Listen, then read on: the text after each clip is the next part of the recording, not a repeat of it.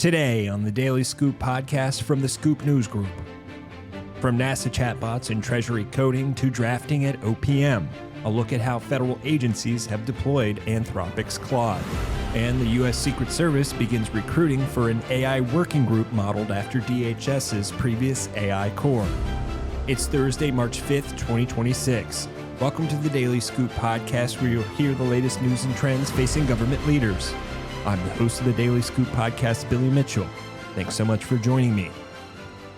Now let's dive into the day's top headlines. A range of AI use cases, from coding assistance to workflow automation, face alteration or retirement as federal agencies work to comply with a Trump administration directive to remove Anthropic tools from their systems within the next 6 months. The recent clash between the Claude maker and President Donald Trump comes after federal officials have spent years building up AI capabilities in government, including tools from Anthropic. And now a growing list of agencies are immediately dropping use of those services and in some cases replacing it with other providers.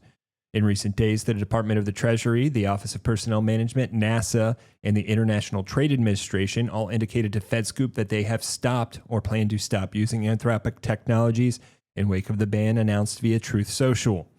That adds to previous statements and internal communications at the Department of Health and Human Services, the State Department, and the General Services Administration. Trump's directive is the result of an escalated disagreement between Anthropic and the Department of Defense over how the technology should be used. While Trump accused Anthropic in his social media statement of attempting to strong-arm the DoD with its terms of service, CEO Dario Amodei said the company simply wanted to maintain safeguards to ensure that its technology would not be used in mass surveillance or fully autonomous weapons. While it began over a spat over defense-related uses, the broadness of the mandate is having widespread impact beyond the military. Many of the publicly known applications on the chopping block were aimed at saving the workforce time. Read more about where Anthropic was but is no longer being used in the federal government on FedScoop.com.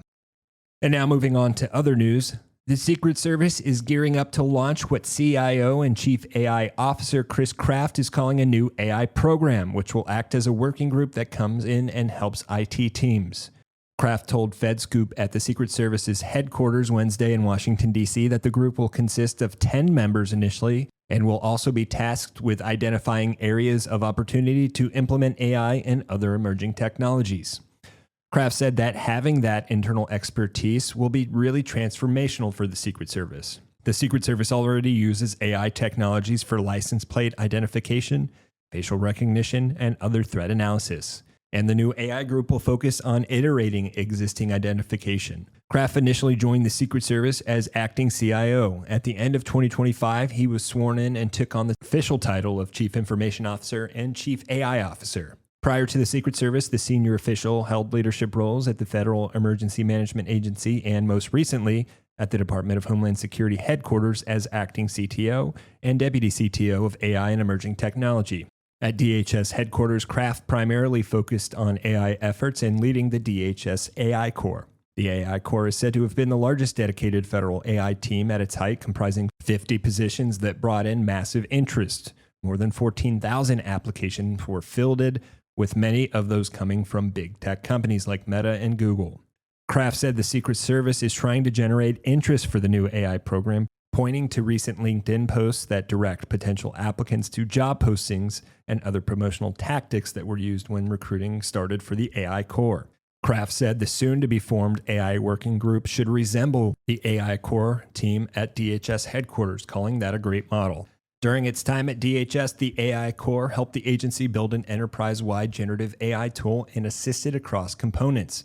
Reports suggest the team has since disbanded and remaining members were reassigned.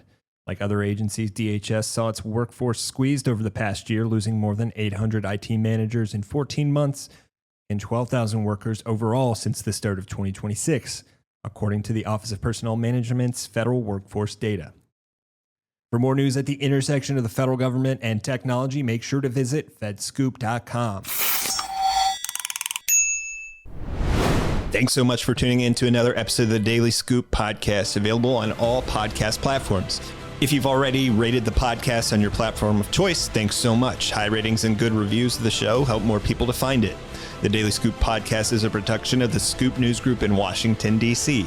Adam Butler and Carlin Fisher help put the show together, and the entire Scoop News Group team contributes. We'll be back tomorrow with more top headlines. Until then, I'm your host, as always, Billy Mitchell. Thanks so much for listening.